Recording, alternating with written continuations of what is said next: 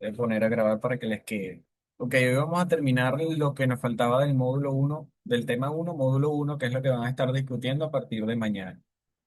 En esa guía, cuando ustedes la leen, se van a dar cuenta que les hablan también de algo que se llama el número de abogado y de otros concepticos básicos que tienen que saber. Son cálculos, pero no son cálculos tan complejos. Y de hecho, en esa misma guía se van a encontrar como 8 o 9 ejercicios. Aquí vamos a hacer 3 de esos ejercicios. Por cuestiones de tiempo no vamos a hacerlos todos, pero bueno, con eso van a tener ustedes para resolver los demás o por lo menos para intentar resolverlos. Y si no, cualquier duda que haya con algún ejercicio me escriben, no hay ningún problema. Vamos a empezar con lo teórico primero, es decir, vamos a hablar desde el punto de vista teórico de estos conceptos y después lo vamos a hacer desde el punto de vista práctico. Cuando ustedes lean el concepto de mol en esa guía, no van a entender nada. Es muy complejo el concepto que dan, porque es textualmente lo que tenemos en la diapositiva. Les van a decir que el mol o un mol es la cantidad de sustancia química que contiene tantas entidades elementales como átomos hay en exactamente 12 gramos de carbono 12. Eso es un concepto que a simple vista es muy complejo, realmente es muy difícil y es poco práctico. Entonces, el concepto de mol es un concepto un poco más práctico. El concepto de mol ustedes lo pueden tomar como la cantidad de sustancia química que tienen. ¿Ok? Más nada, así de simple. Es decir, un mol es una cantidad de sustancia química. Puede ser un mol de glucosa, puede ser un mol de hidrógeno, puede ser un mol de lo que ustedes quieran. Lo importante de ese concepto es que ustedes sepan qué hay dentro de un mol. Es decir, en un mol de cualquier cosa hay 6,022 por 10 a la 23 partículas o átomos. Es decir, que el concepto de mol tú lo podrías resumir de una forma más simple y tú podrías decir que es la cantidad de sustancia o la cantidad de una sustancia que contiene 6,022 por 10 a la 23 partículas o átomos. Dicho de otra forma, podemos concluir que el mol contiene el número de Avogadro, es decir, dentro de un mol hay 6,022 por 10 a la 23 partículas, que es el número de Avogadro. De esa forma se entiende más y desde ese punto de vista se hace más fácil la práctica. Y cuando hablo de la práctica, me estoy refiriendo a los ejercicios prácticos que van a ver en esa guía. Entonces, lo primero que tenemos que fijar es que el mol es una cantidad de cualquier sustancia química que te imagines que contiene 6,022 por 10 a la 23 átomos o partículas. ¿Ok? Eso es lo primero que tienen que saber porque más adelante les va a servir. Por otro lado, está el peso molar o la masa molar. ¿Qué significa la masa molar? Bueno, la masa molar o peso molar es lo mismo que la masa atómica de un átomo, solo que se expresa en otra unidad de medida. ¿Qué quiere decir eso? Que si yo les pido a ustedes la masa molar del carbono, ustedes van a ir a tabla periódica y van a buscar el carbono y van a ver cuál es la masa atómica del carbono. Y ese mismo número va a ser la masa molar, solo que va a estar expresado en esta unidad de medida que se llama gramos por mol. En cambio, la masa atómica está expresada en una unidad de medida que se llama UMA, ¿ok? La unidad de medida UMA no la utilizamos. Nosotros lo que utilizamos realmente es la masa molar y que se mide en gramos por mol. Entonces, una forma simple de recordar qué es la masa molar es decir, bueno, la masa molar es lo mismo que la masa atómica, es el mismo número, lo encuentro en el mismo sitio de la tabla periódica, pero en vez de estar expresado en UMA, está expresado en gramos por mol. Esa es la unidad de medida que no se les debe olvidar jamás. Y por último está el peso molecular. Son básicamente 4 conceptos básicos, valga la redundancia, que tienen que saber. Ya llevamos 3 y el último es el peso molecular. ¿Por qué se llama peso molecular? Bueno, porque es el peso de una molécula completa. Y una molécula es la reunión de varios átomos. Es decir, se reúne un átomo de carbono con uno de hidrógeno y con uno de oxígeno. Ya son 3 átomos, por lo tanto, los tres están constituyendo una molécula. Es una reunión de átomos literalmente. ¿Cómo se reúnen los átomos? Se reúnen porque forman enlaces químicos, ¿ok? Y eso es una de las cosas que vamos a ver hoy. Pero lo que quiero que sepan es que si nosotros aquí somos como 15 personas los que estamos acá, cada uno de nosotros somos un átomo y nos agarramos de la mano, es decir, formamos enlaces, vamos a estar formando una molécula. Por lo tanto, el peso de esa molécula tiene que ser la sumatoria del peso de cada uno de nosotros. Porque se supone que nosotros somos los 14 átomos, los 15 átomos que están constituyendo la molécula. ¿Ok? Entonces, ¿cómo obtienes tú el peso molecular de una molécula? Tienes que sumar los pesos o las masas molares de cada átomo que forma parte de esa molécula. Nosotros lo vamos a hacer ahorita para que ustedes se den cuenta que es muy simple y es una de las cosas básicas que tienen que saber, porque es una de las cosas que van a utilizar de una forma más rutinaria, es decir, una de las cosas que siempre tienen que hacer en algunos ejercicios. Entonces, con estos cuatro conceptos desde el punto de vista teórico, vamos a irnos a la práctica en un momento.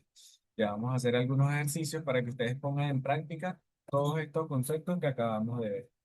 Entonces, ¿por qué les hablan de carbono 12 en la guía práctica que les mencioné y que les mandé ayer y que es la que les va a mandar la cátedra?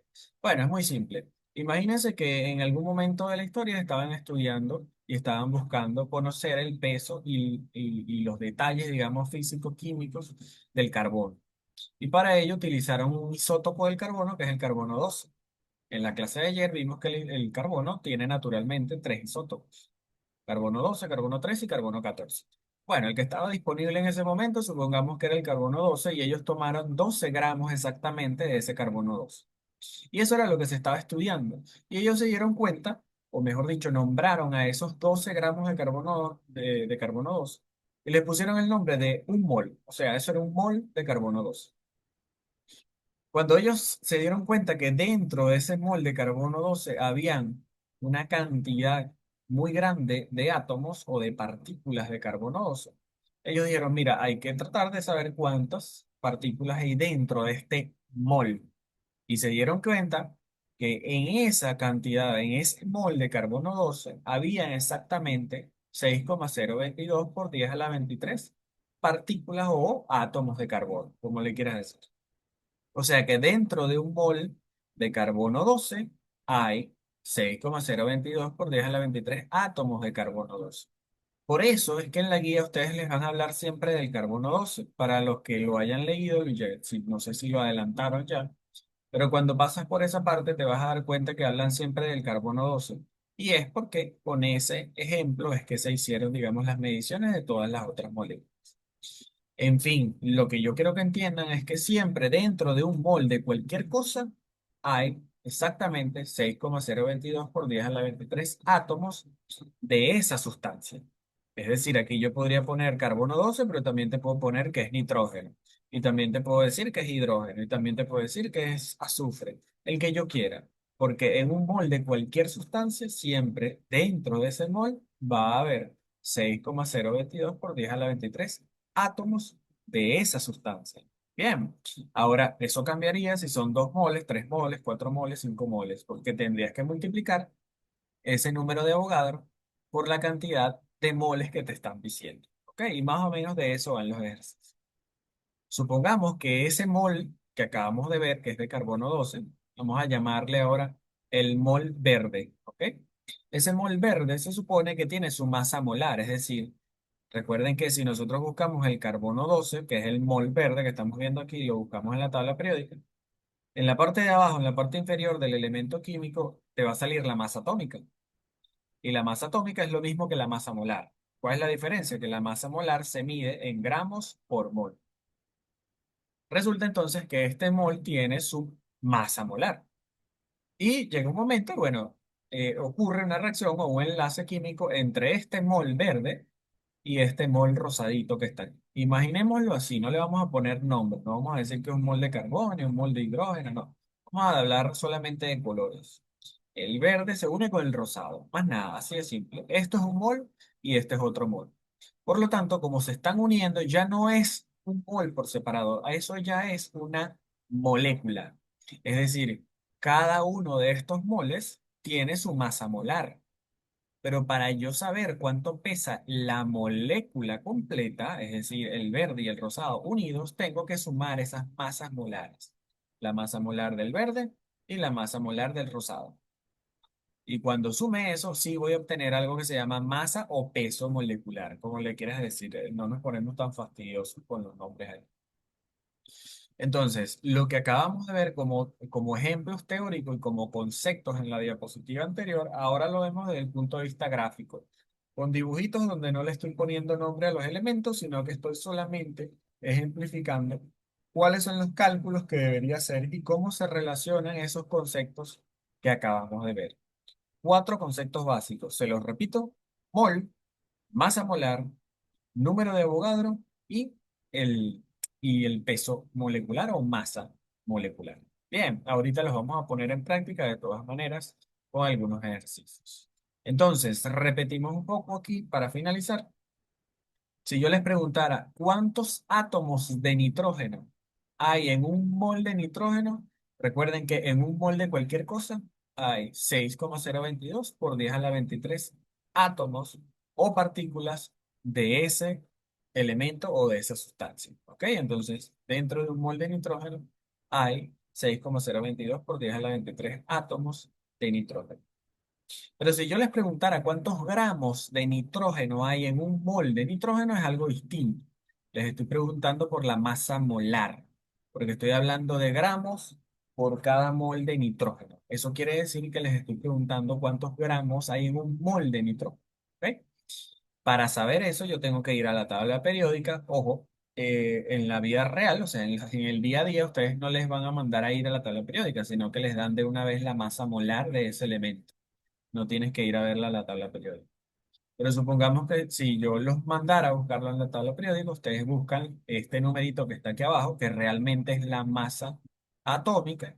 Pero ustedes saben que la masa atómica y la masa molar básicamente es la misma cifra. Lo único que cambia es la unidad de medida. Entonces, en un mol de nitrógeno hay 14 gramos, ¿ok? Porque esa masa atómica que está ahí me está diciendo que realmente la masa molar del nitrógeno es 14 gramos por cada mol. Bien, es decir, en cada mol de nitrógeno hay 14 gramos. Lo mismo hacemos con el hidrógeno que está del lado derecho. En un mol de hidrógeno, ¿cuántos átomos de hidrógeno hay? Bueno, recuerden que en cualquier mol, del mol de lo que ustedes quieran, de cualquier sustancia, hay 6,022 por 10 a la 23 átomos de esa sustancia. ¿Ok? Y si yo les preguntara cuántos gramos hay de hidrógeno en un mol de hidrógeno, entonces ustedes tendrían que ir a la tabla periódica, como les comenté, y buscar la masa atómica, pero no le van a llamar masa atómica, sino que le llaman masa molar. ¿Y por qué le llamas masa molar? Recuerden que se mide en gramos por mol. En cambio, la masa atómica se mide en UMA. Y la masa atómica nunca van a utilizar esa unidad de medida. La que se utiliza es masa molar, gramos por mol. Bien, entonces cuidado con eso porque son conceptos teóricos que se van olvidando y que después repercuten en la práctica, es decir, en los ejercicios que van a realizar. Lo que acabamos de ver es que hay una relación intrínseca entre el mol, es decir, el concepto de mol, el concepto de masa molar y el concepto de número de Avogadro, o mejor dicho, el número de Avogadro. Nosotros podemos convertir entonces, lo que pasa es que lo hemos visto desde el punto de vista solamente teórico, pero vamos a poder convertir entre mol y masa molar y mol y número de Avogadro. Es decir, yo les puedo preguntar a ustedes cuál es la cantidad de átomos que tengo en 3 moles de hidrógeno, por ejemplo. Y ustedes lo van a poder resolver con datos que les voy a dar. Yo les podría preguntar también cuánto pesan 3 moles de hidrógeno. Y eso también lo podrían saber, porque con la masa molar ustedes a través de reglas de 3 pueden calcular el peso de 3 moles de hidrógeno. Bien, entonces de a eso se tratan todos los ejercicios que van a ver en la guía práctica y por supuesto necesitan practicarlos. Aquí vamos a hacer 3 ejercicios de esos por cuestiones de tiempo. Vamos a hacer 3 solamente. Pero cualquier duda que tengan con algún ejercicio que se tranquen o no pueden ni siquiera iniciar el ejercicio, pueden escribir por el grupo, me pueden escribir personalmente y no hay ningún problema en resolverlo. ¿Ok? De hecho, después, cuando ustedes estén casi en el primer examen, yo les hago un video solamente de resolución de ejercicios, de los que ustedes creen que son los más complejos de la guía práctica. Bien. Por ahora vamos a empezar con este que es muy simple. Lo tienen en la guía práctica que seguramente les van a mandar los profesores si es que no lo han mandado. ¿Ok? Por cierto, por el chat, colóquenme si ya les enviaron esa guía, porque hasta donde sea, hasta el mediodía pregunté y nadie, y me dijeron que no se la habían enviado. No, Entonces, vamos a lo ver. único que No, dijeron nada, ok. fue Pues entonces las no tengo ni listas. idea de cómo van a empezar mañana si no tienen la guía práctica. Están como un poco desfasados los profesores en este año, no entiendo por qué. Debe ser que tienen otras cosas o es que mañana solamente les van a dar la bienvenida a los que tengan clase mañana, supongo, ¿no? Porque igual vayan preparados, por eso yo doy la clase hoy como que si ustedes tienen que discutir mañana llegando, pero en teoría tendrían que mandarles la guía para que ustedes sepan que tienen que leérsela, no sé qué, y saber de lo que van a hablar. Pero bueno, la verdad no sé qué está pasando. De todos modos, ustedes vayan preparados y por eso es que estamos haciendo el video hoy también. Entonces, vamos a hacer este ejercicio, es muy simple, fíjense, calculen el peso molecular de la glucosa. Este es un ejercicio que siempre hago porque es uno de los que nos permite iniciar. Después nos dice, busque los valores de masa molar en la tabla periódica. X, vamos a imaginarnos que nos dan esos valores de masa molar en el ejercicio. Porque en teoría, nunca en un examen les van a decir, ay, lleven la tabla periódica. No, eso es mentira. Ustedes siempre les dan los valores que van a utilizar y ya, para que no tengan que sacar nada. Entonces, ¿cómo se supone que calculo el peso molecular de una molécula? Bueno, se supone que yo tengo que sumar las masas molares de cada elemento químico que forma parte de la molécula. Entonces, por eso ellos te dan la fórmula molecular de esa molécula. ¿Ok? ¿Qué quiere decir eso? Bueno, ellos te dan como el nombre químico de la molécula y te dicen que tiene C, que es carbono, te dicen que tiene H, que es hidrógeno, y te dicen que tiene O, que es oxígeno. Entonces, en teoría, aquí tú dirías, bueno, para calcular el peso molecular de esta molécula completa, tengo que sacar la masa molar del carbono, del hidrógeno y del oxígeno y la sumo. Y eso está bien, hasta que ves los números que tienen al lado las letras. Estos numeritos que están acá, que deberían verse más chiquitos y hacia abajo, son subíndices, ¿ok? Y esos subíndices tenemos que prestarle atención porque nos cambian un poquito el procedimiento. ¿A qué me refiero con esto? Fíjense en la molécula. Tiene 6 moles de carbono, 12 moles de hidrógeno y 6 moles de oxígeno. Es decir, que si yo quiero calcular el peso molecular de esa molécula, no puedo calcularlo sumando el peso molar del carbono, del hidrógeno y del oxígeno. Porque es que de cada elemento no hay uno solo, sino que del carbono hay 6 moles de carbono. Del hidrógeno hay 12 y del oxígeno hay 6. O sea que no puede ser como que si la molécula solo tuviese un carbono, un hidrógeno y un oxígeno. Eso estaría mal. Entonces, ¿qué es lo que sí puedo hacer? Bueno, como la molécula tiene tantos moles de carbono, tantos de hidrógeno y tantos de oxígeno, tengo que multiplicar cada subíndice por la masa molar que me encuentro en la tabla periódica. ¿Sí? Y luego ahí sí puedo sumar todo. Bien, supongamos que lo hacemos para el carbono. Supongamos que el ejercicio debería ser así. Me da la masa molar del carbono y te dicen, mira, la masa molar del carbono es 12 gramos por mol. Entonces, ¿qué haces tú? Como el carbono, estás viendo un subíndice que es el número 6, tienes que multiplicar la masa molar del carbono que te dijeron que es 12 gramos por mol. Supongamos que te lo dijeran, no tuviste que buscarlo en la tabla periódica porque, ajá, eso es mentira que ustedes van a estar buscando tabla periódica en el examen. Eso te lo dan ya.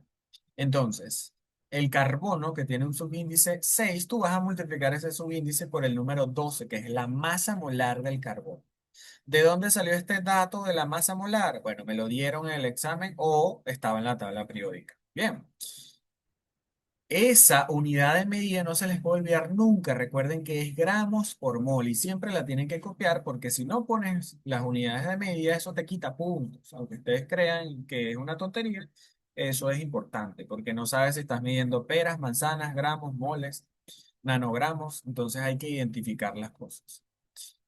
Lo otro que hacemos es multiplicar entonces el 6 por el 12 y eso me va a dar un total de 72 gramos por mol. ¿Qué quiere decir eso? Que el peso de todos los moles de carbono es 72 gramos. Ahora vamos a hacer lo mismo con el hidrógeno. Y supongamos que te dieron la masa molar del hidrógeno y te dijeron, mira, la masa molar del hidrógeno es 1 gramo por mol. Entonces, ¿qué haces tú? El mismo procedimiento, multiplicas el subíndice, en este caso es un 12, por 1 gramo que te dijeron que es la masa molar. 1 gramo por mol. 12 por 1 te da un total de 12 y ya tienes entonces el resultado con el hidrógeno. ¿Qué haces en último lugar? Haces lo mismo pero con el oxígeno. Yo te voy a decir, mira, o te dice el profesor, o te lo pone ahí en el examen, mira, la masa molar del oxígeno es 16 gramos por mol. Ah, bueno, fin. Tú tienes que multiplicar el subíndice del oxígeno, que es el número 6 por el 16 que es la cantidad de gramos por mol que tiene el oxígeno. Una vez que haces esa multiplicación, te da 96. Y lo último que vas a hacer, como tú quieres calcular, es el peso molecular.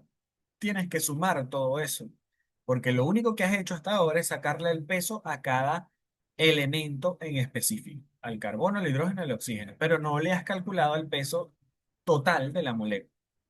¿Cómo haces eso? Bueno, sumas todo lo que tienes aquí. 72 más 12 más 96. Y eso te va a dar te va a dar un total de 180 gramos por mol. Este tipo de ejercicios que son muy simples, ustedes lo pueden hacer sin calculadora. ¿Por qué? Porque en la Racetti la evaluación, la primera evaluación es sin calculadora, sin calculadora. Es decir, tú tienes que multiplicar y dividir a veces con algunos decimales, o sea, no muy pocos decimales, pero tienes que hacerlo así. Entonces, la mejor forma de hacerlo es ir acostumbrando sin calculadora. Por supuesto, van a ver algunos ejercicios en las guías prácticas que no los pueden hacer sin calculadora. Casi todos los que vienen después en el módulo 2 no se pueden hacer sin calculadora. Es decir, es mejor hacerlos con calculadora porque no te van a dar los mismos resultados que salen en la guía. Bien, pero este, por ejemplo, que es un ejercicio simple, puedes hacerlo sin calculadora como para ir acostumbrando. Entonces, vamos con el segundo ejercicio, que es un poquito más difícil porque hay que interpretarlo un poquito más. Vamos a hacer una pausa y díganme, por favor, si hasta aquí, hasta este punto de la clase van bien, o si hay alguna duda. Para los nuevos, los que se hayan metido hoy y que no se metieron ayer en la clase, yo siempre digo que no hay dudas tontas, hay tontos que no preguntan. ¿Vamos bien hasta acá o hay alguna duda?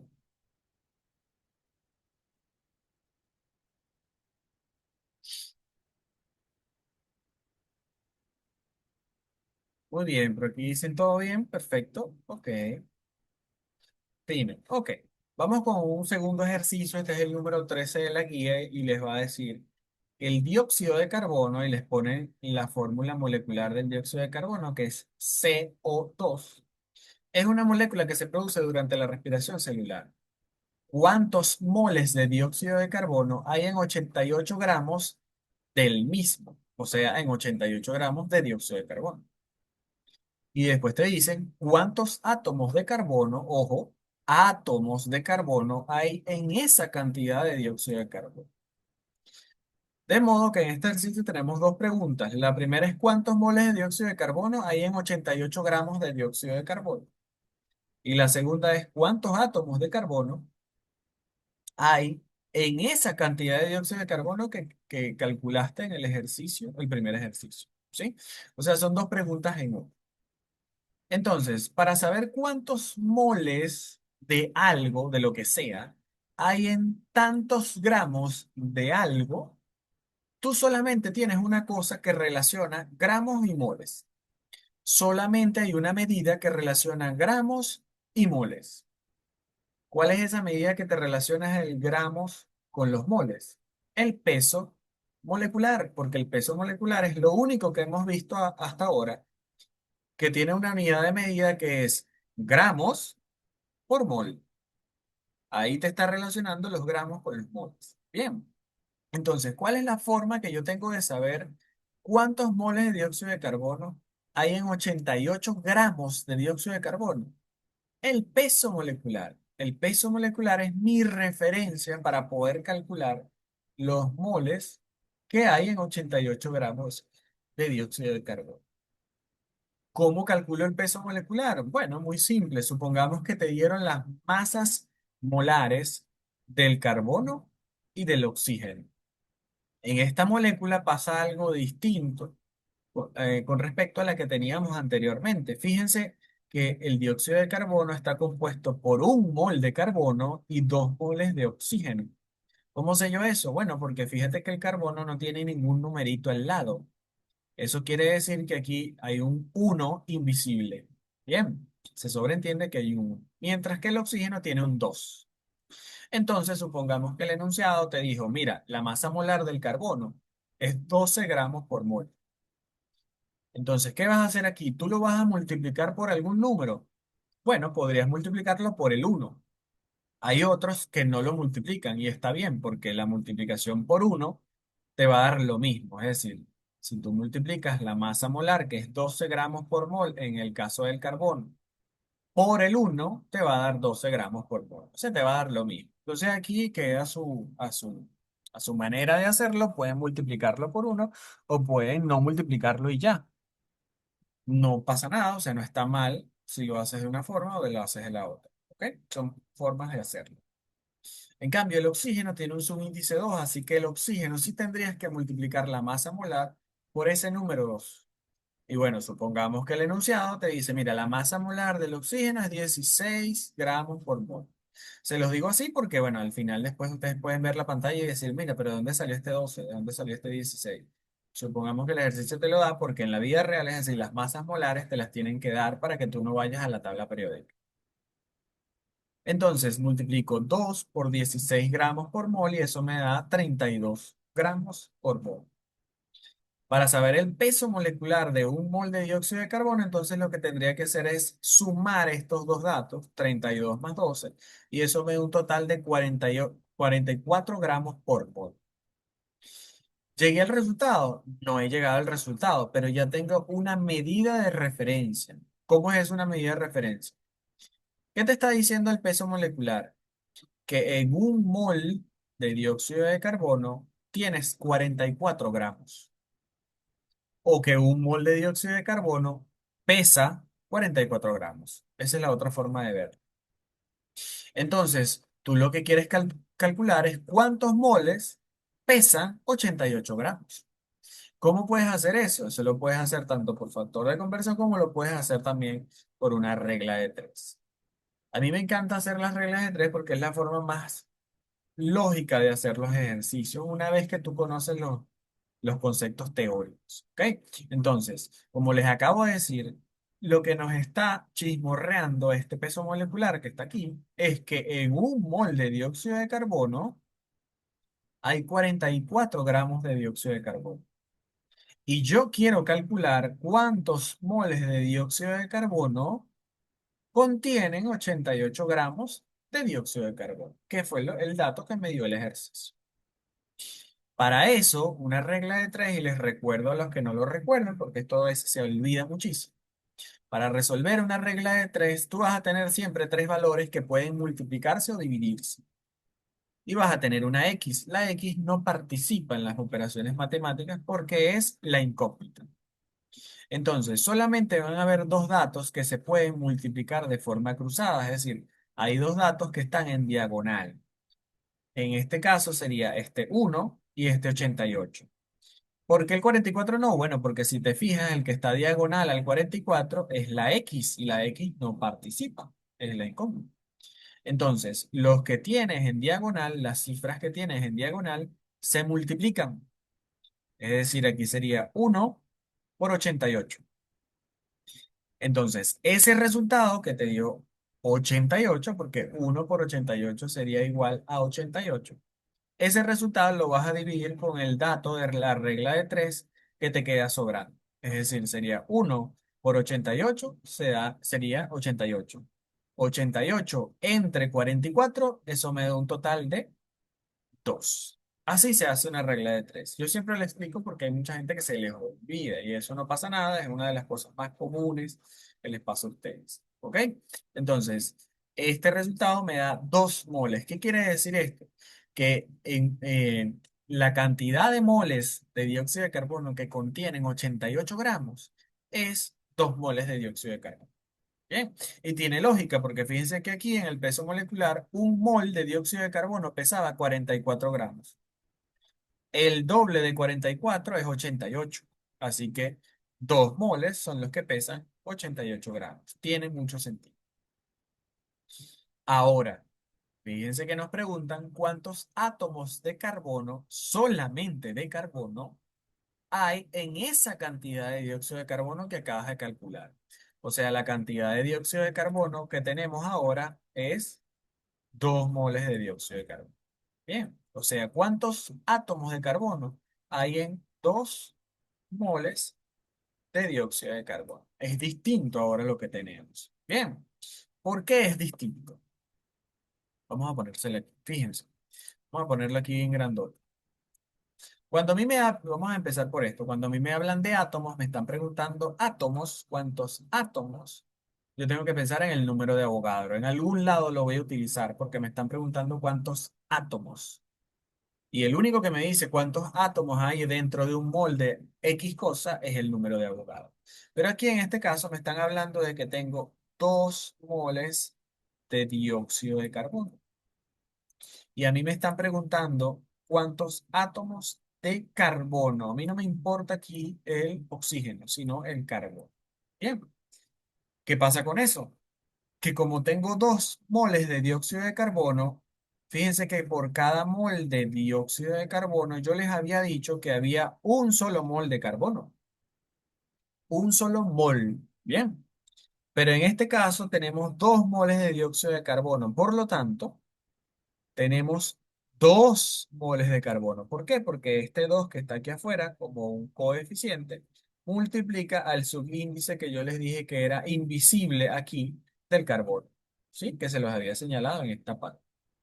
¿Qué quiere decir eso? Que en 2 moles de dióxido de carbono tengo entonces 2 moles de carbono.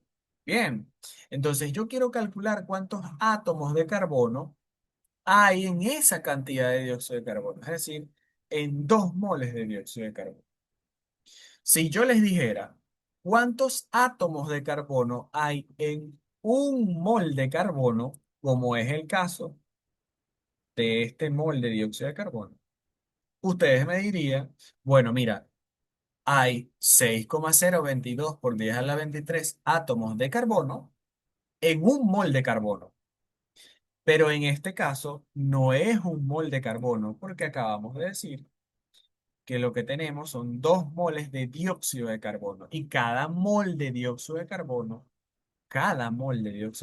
fíjense que tiene un mol de carbono. Es decir, que en este caso tenemos 2 moles de carbono. Por lo tanto, el número de Avogadro va a ser parte de nuestra regla de 3, pero básicamente lo podrías hacer directo, es decir, multiplicar el número de átomos de carbono por 2. Si lo hacemos por regla de 3, vamos a decir que, bueno, mira, en un mol de dióxido de carbono, como tengo un solo mol de carbono, fíjense aquí, esto a veces confunde, los conceptos aquí confunden. Fíjense que un mol de dióxido de carbono solo tengo una C, un carbonito. Dentro de ese mol de carbono, ¿cuántos átomos tengo de carbono? 6,022 por 10 a la 23 átomos de carbono. Recuerden que en un mol de cualquier cosa hay 6,022 por 10 a la 23 átomos de esa cosa. Pero entonces, yo quiero saber cuántos átomos de carbono, y por lo tanto es mi incógnita, hay en 2 moles de dióxido de carbono. Se supone que si son 2 moles de dióxido de carbono, habrán entonces en cada mol un mol de carbono. Un mol de carbono por un lado y otro mol de carbono por otro lado, formando parte de la otra molécula. Bien, entonces hacemos nuestra regla de 3. Si se fijan, va a ser una multiplicación de 2 por 6,022 por 10 a la 23. Y el resultado nos va a dar lo mismo, igual, porque voy a dividirlo entre uno. Y una división entre uno, recuerden que va a dar lo mismo por resultado. ¿Qué resultado me da? Me da 1,20 por 10 a la 24 átomos de carbono. Por supuesto, esto tienen que hacerlo en calculadora porque, bueno, el resultado no es muy fácil de sacarlo sin calculadora. ¿Ok? Pero la idea es que entiendan cómo hacer el procedimiento y que sepan de lo que nos hablan. Porque al principio, en la primera pregunta, nos hablaban de cuántos moles. Y en la segunda pregunta nos hablan es de cuántos átomos. Entonces cambia la cosa. Mol y átomo no es lo mismo. Recuerden que el mol contiene átomos. Bien, véanlo así. Un mol contiene 6,022 por 10 a la 23 átomos. ¿De qué? De lo que sea, de cualquier cosa de la que estés hablando. Bien, así que un poquito más complejo este ejercicio, pero recuerden que los conceptos básicos, así es que se practican. O sea, el concepto de mol, de átomo, de número de Avogadro, así es que se practican. Tienen que ponerlo en práctica en los ejercicios. Muy bien, entonces, luego viene otro ejercicio que es el número 12 de la guía práctica y les habla de la sacarosa. Les dice, la sacarosa es un disacario de glucosa y fructosa que se utiliza comúnmente para endulzar los alimentos. Calcule el peso en gramos. Aquí le faltaría en gramos. Este es un ejercicio de la cátedra. Faltaría que les pongan en gramos, porque el peso puede ser en gramos, en kilos, en nanogramos, en lo que tú quieras. Calcula el peso en gramos de 500 milimoles de sacarosa y te ponen la fórmula molecular.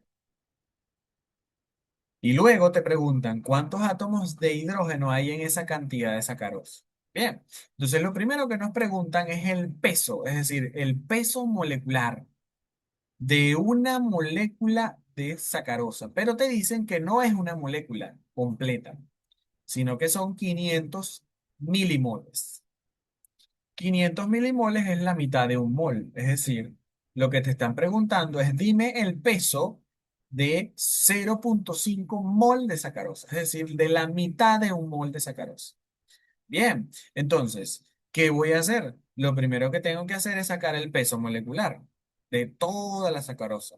Bien, para saber cuánto pesa un mol completico de sacarosa. Y después lo puedo dividir entre dos. O puede hacer una regla de tres para saber cuánto pesa la mitad de un mol. O sea, como ustedes quieran realmente. Hay una forma que es más rápida, que es dividirla entre dos, pero como ustedes quieran. ¿Ok? Porque nos están preguntando es el peso de medio mol de sacarosa, es decir, de 0,5 mol, que es igual a 500 milimoles. Entonces, el peso molecular, ya saben ustedes cómo calcularlo, suponiendo que nos dan la masa molar del carbono, del hidrógeno y del oxígeno. Fíjense que hay que multiplicarlo por cada subíndice que tenemos en la molécula.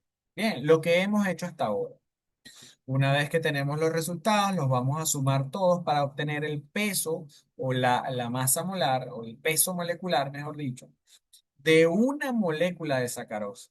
¿Cuál es el problema? Que aquí yo no he llegado al resultado, porque aquí yo tengo el peso de un mol de sacarosa y a mí no me preguntaron un mol, me preguntaron 500 milimoles, que es lo mismo que decir la mitad de un mol. Bien, entonces, ¿qué puedo hacer con ese 342? Lo divido entre 2 o simplemente lo hago por regla de 3, como ustedes quieran. Si lo dividen entre 2 o lo hacen por regla de 3, les va a dar lo mismo. De hecho, pueden multiplicarlo directamente por 0,5, que es la mitad, o sea, es 0,5 mol, y también les va a dar el resultado. Bien, fíjense que aquí yo lo hago por regla de 3 y digo, bueno, si en un mol de sacarosa hay 342 gramos de sacarosa, y mi incógnita es cuántos gramos de sacarosa hay en 0,5 mol de sacarosa. Bien, multiplico cruzado, fíjense que es 0,5 por 342 y el resultado lo divido entre uno y por lo tanto me va a dar lo mismo. ¿Ok? Me va a dar 171 gramos de sacarosa. Esa es la primera respuesta, es decir, ya yo sé cuánto pesa 0,5 moles de sacarosa. Pero ¿cuál es la segunda pregunta?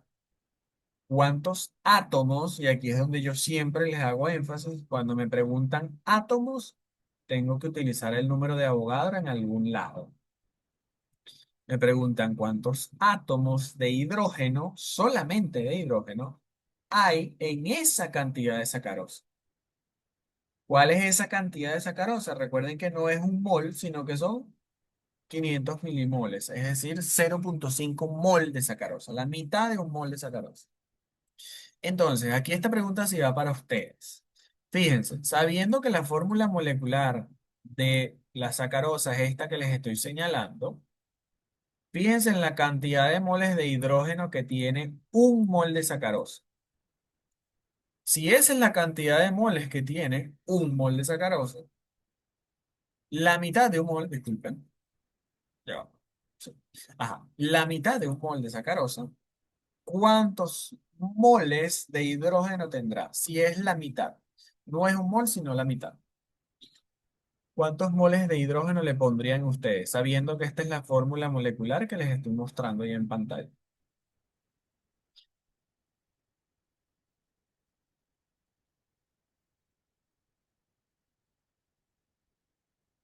¿Cuántos moles de hidrógeno habrían si es la mitad de un mol de sacarosa? Muy bien, 11, exactamente, la mitad, la mitad, ¿ok? Entonces, ustedes podrían hacerlo directamente, es decir, si ustedes saben que en 0,5 mol de sacarosa hay 11 moles de hidrógeno, lo único que tendrían que hacer es multiplicar ese número 11 por el número de Avogadro. Y ya, listo, eso es todo. Tendrían el resultado. Aquí yo siempre se los hago un poco más lento. Entonces, bueno, lo primero que hago aquí es calcular la cantidad de átomos que hay en 22 moles de hidrógeno. ¿Sí? Entonces, esa es la cantidad de átomos de hidrógeno, esta que está aquí, que es 1,32 por 10 a la 25 átomos de hidrógeno.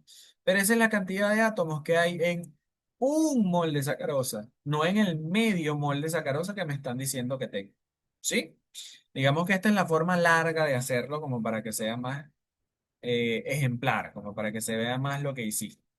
Pero fácilmente tú podrías multiplicar este número de Avogadro y en vez de multiplicarlo por 22, así como lo hice yo, lo multiplicas por 11 y listo. ¿Ok? Entonces, yo lo multiplico así para después hacer una regla de 3 y que se vea un poquito más cómo se hizo el ejercicio, se vea más el procedimiento.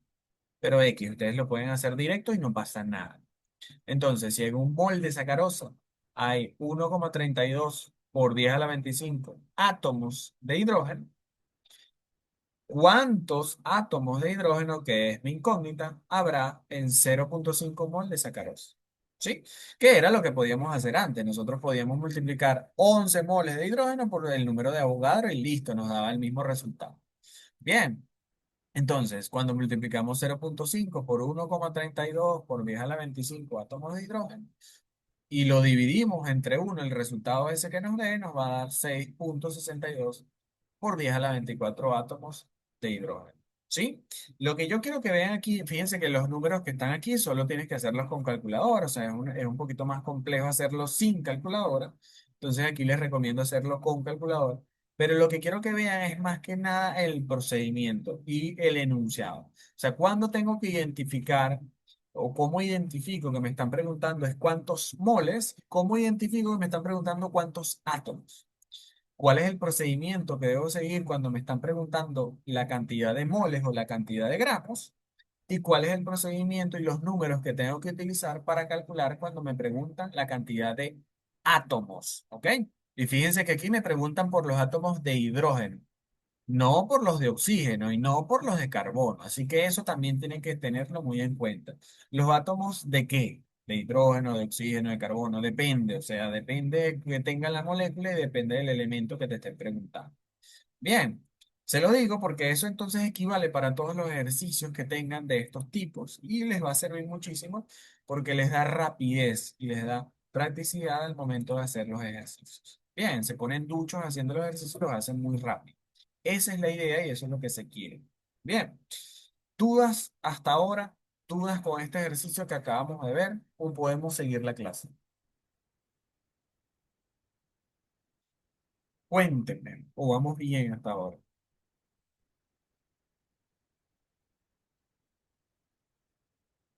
Bien por ahora, ok, fino, muy bien, perfecto.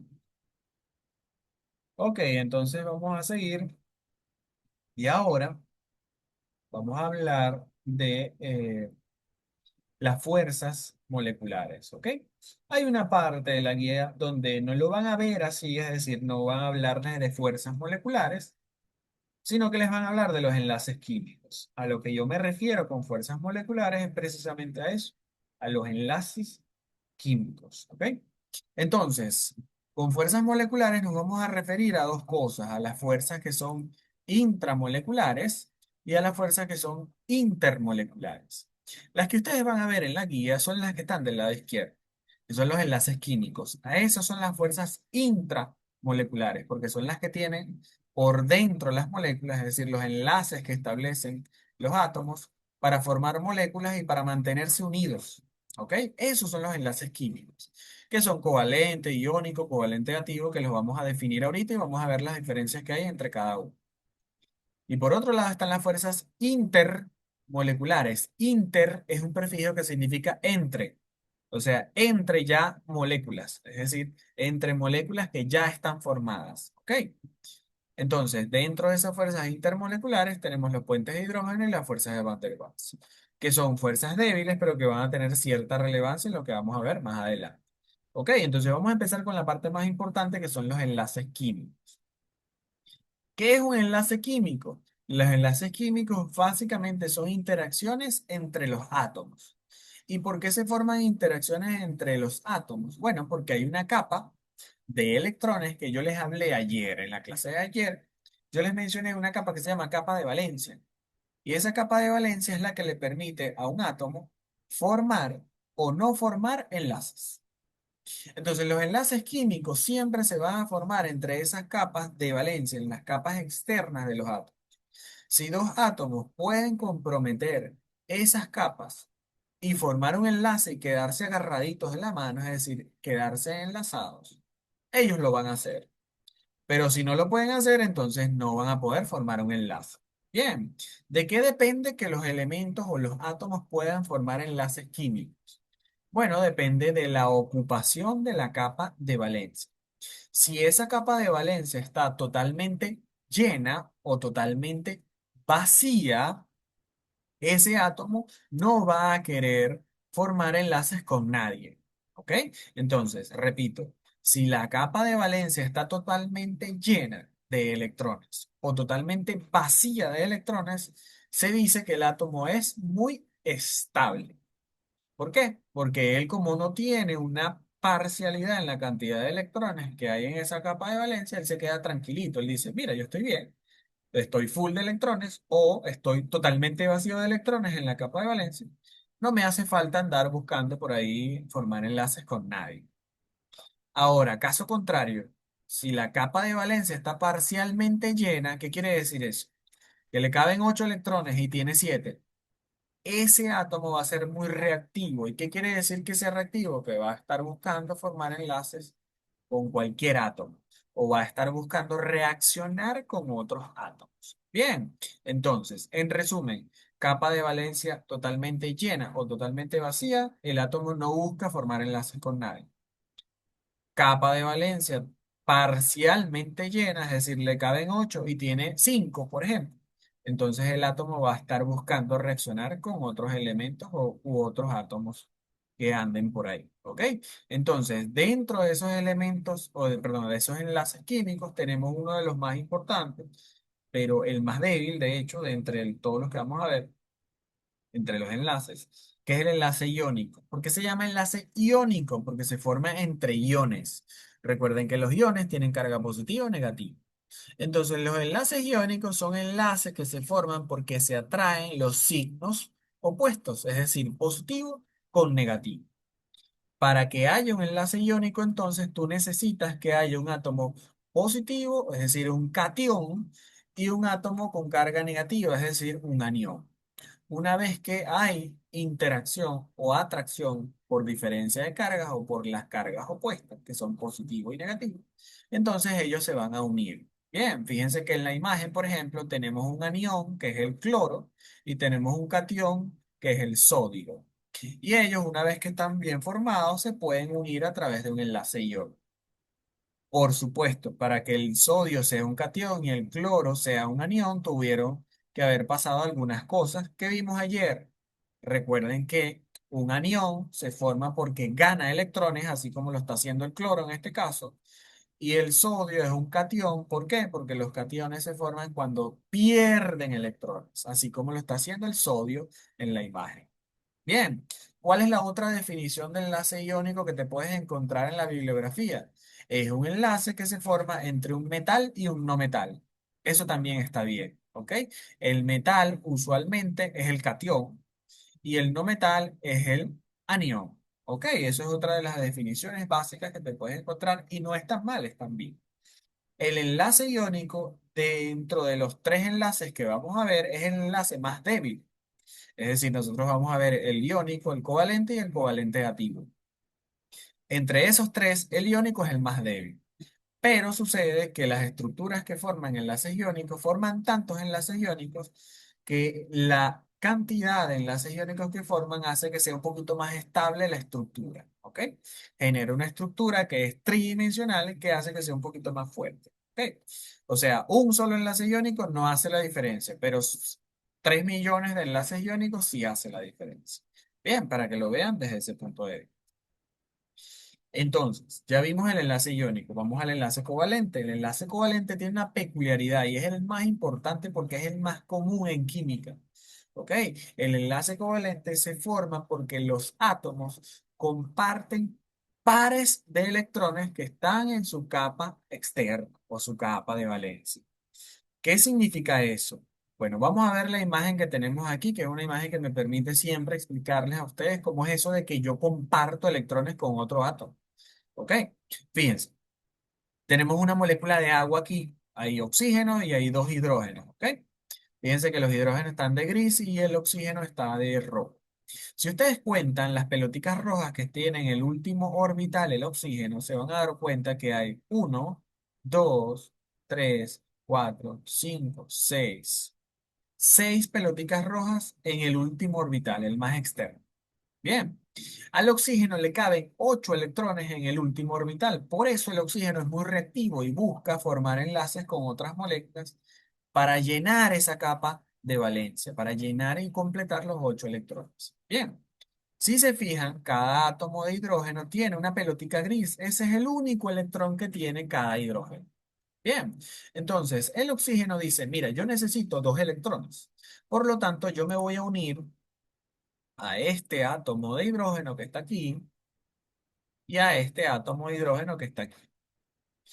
Si yo me uno a ellos, entonces estoy completando mi capa de valencia, es decir, me caben 8 electrones, tengo 6 que son rojos, es decir, 6 que me pertenecen como oxígeno, y tengo 2 grises que nunca se van a ir, no me pertenecen, son de cada hidrógeno, pero igual los voy a compartir, entonces nunca se van a ir de ahí. Es decir, el oxígeno y el hidrógeno se quedan enganchados. ¿Por qué? Porque están compartiendo un par de electrones. Bien, el oxígeno está completando su última capa, que es la capa de valencia, y los hidrógenos también. ¿Por qué? Porque el hidrógeno, lo que no les comenté es que al hidrógeno le caben como máximo en esa capa de valencia solamente 2 electrones. Uno, fíjense que le pertenece a él, que es el gris, y el otro que está ahí en esa capa es el rojo, es decir, es uno que le pertenece al oxígeno. Entonces, los dos elementos químicos que estamos viendo aquí se están beneficiando. Cada uno está completando su capa de valencia, su capa externa de electrones. Bien, por eso es que aquí en este enlace se comparte un par de electrones y fíjense que en el otro también se comparte un par de electrones. Digamos que los elementos que estamos viendo ahí lo que buscan es estabilizarse y la forma de estabilizarse es quedarse enganchado del otro átomo.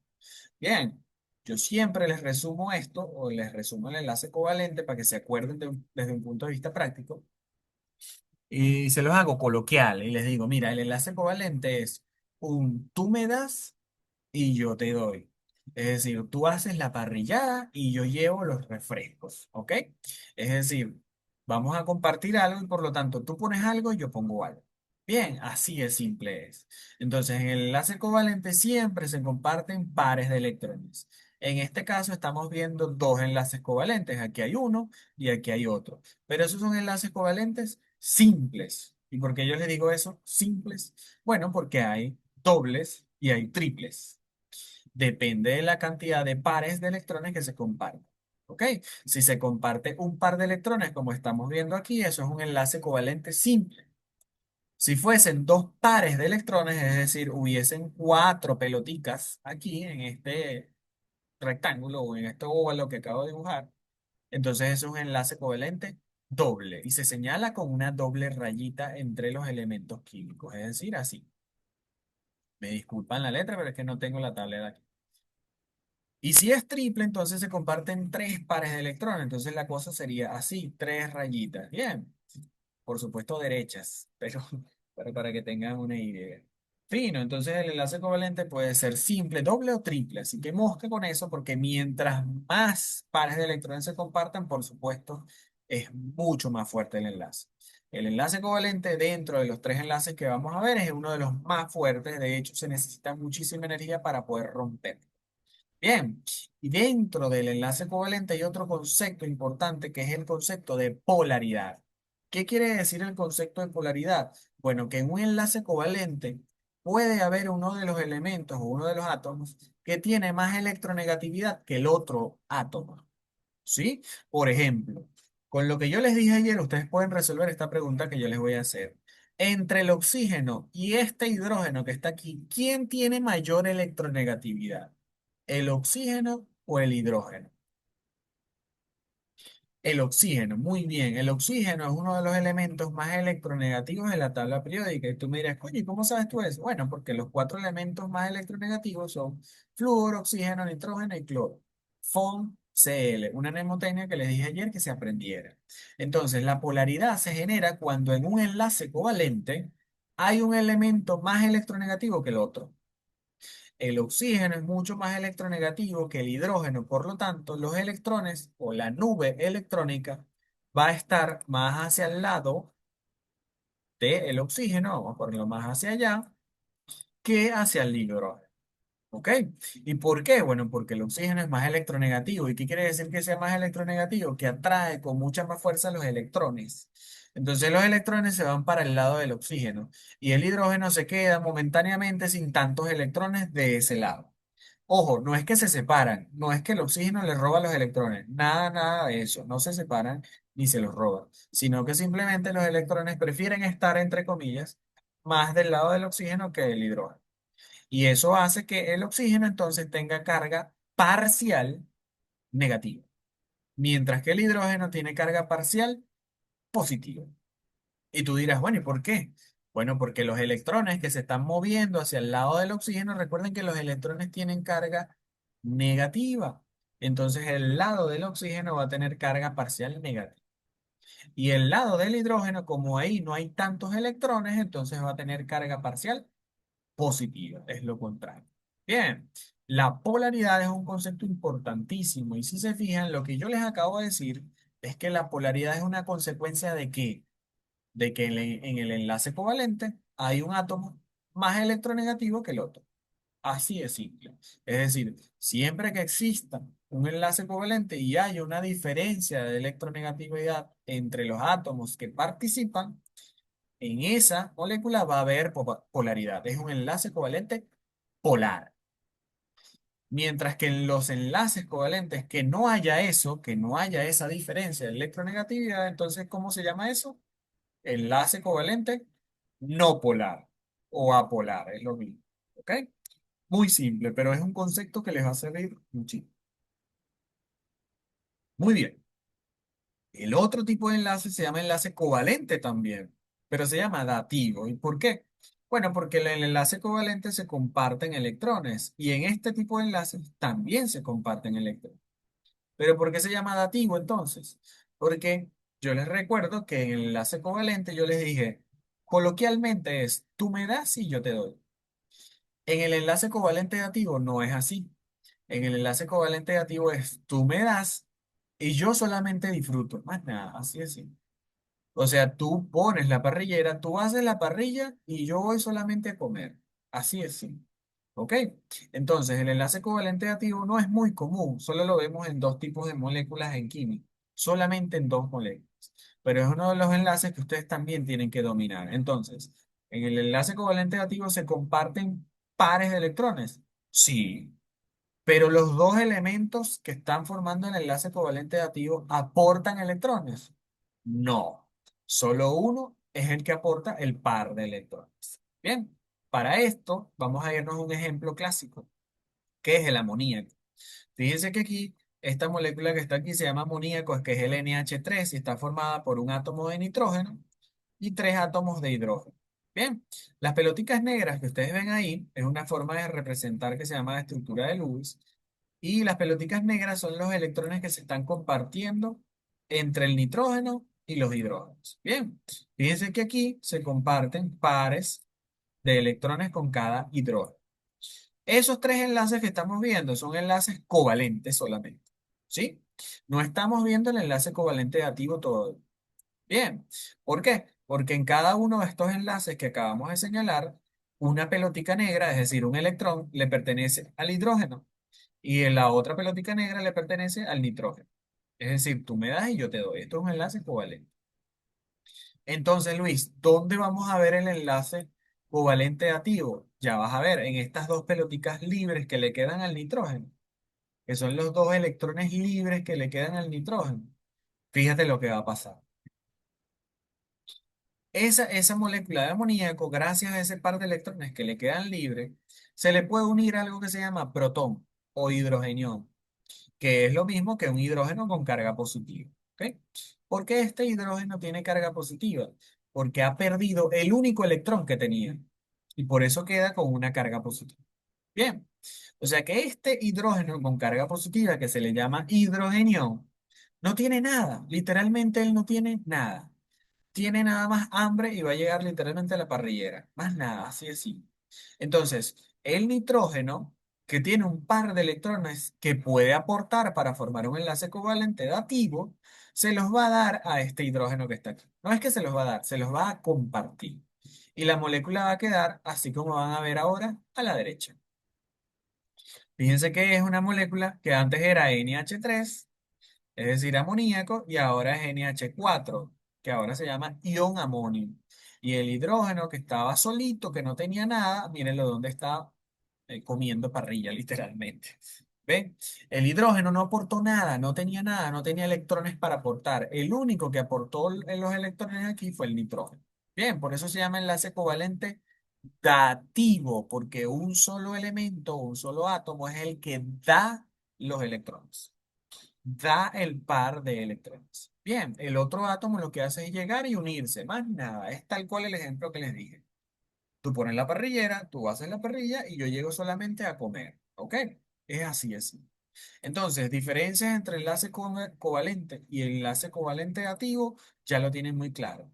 El covalente es un tipo de enlace donde se comparte pares de electrones, pero un átomo y el otro átomo aportan electrones a ese enlace. Mientras que en el enlace covalente activo es un solo átomo el que aporta el par de electrones que se van a compartir.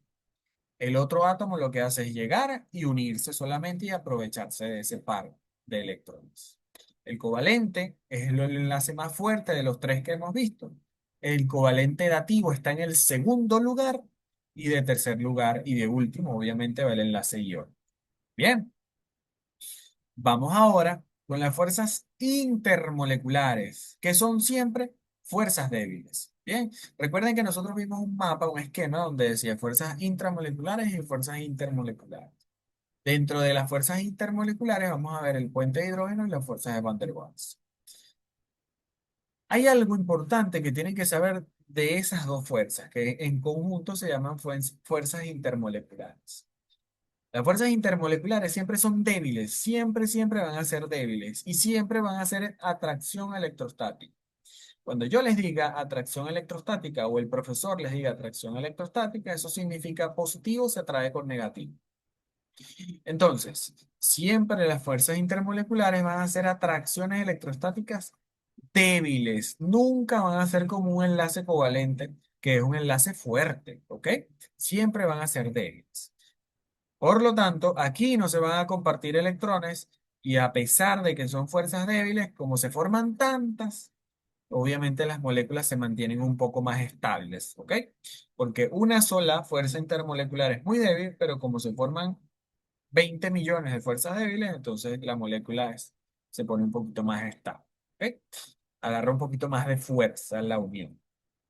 Dentro de estas fuerzas intermoleculares vamos a ver dos solamente, puentes de hidrógeno y fuerzas de Van der Waals, que son las que existen hoy en día. Vamos a iniciar con el puente de hidrógeno, para que lo entiendan muy rápidamente, porque esto se ve otra vez en la segunda clase, en el segundo módulo. En un puente de hidrógeno es una interacción que se forma entre moléculas polares, es decir, moléculas que tengan polos positivos y polos negativos. Y siempre se va a formar entre un átomo de hidrógeno, que va a ser el polo positivo, y otro átomo muy electronegativo, que va a ser el polo negativo, que forma parte de otra molécula. ¿Qué quiere decir esto? Y el mejor ejemplo siempre es la molécula de agua.